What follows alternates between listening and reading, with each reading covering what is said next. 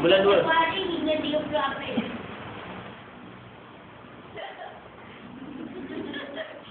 Ustaz, tak sengaja.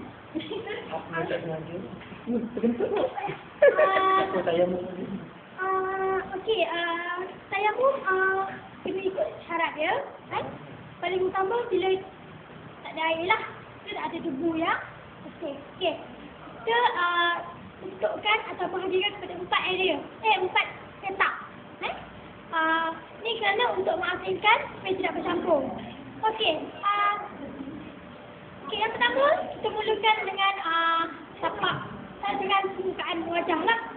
Okey, kita regangkan jari, jemari, lepas kita tekap. Kemudian kita toskan.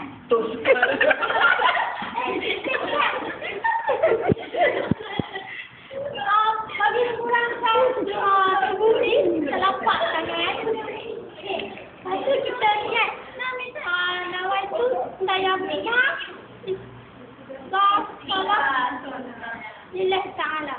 Ataupun Allah sebenarnya saja aku bertayamum untuk mengharuskan salat dengan Allah Ta'ala. Okey, kemudian kita mulakan pada dahi. Bismillah. Dan tunjukkan sampailah ke hidung. Habislah. Lepas tu kita pun kita buat kita selesaikan perkara. Kemudian untuk tapak tangan, kita gunakan tebu yang belum digunakan, iaitu di petak bawah lah, kawasan bawah. Okey, lepas tu kita tekap dan kita toskan.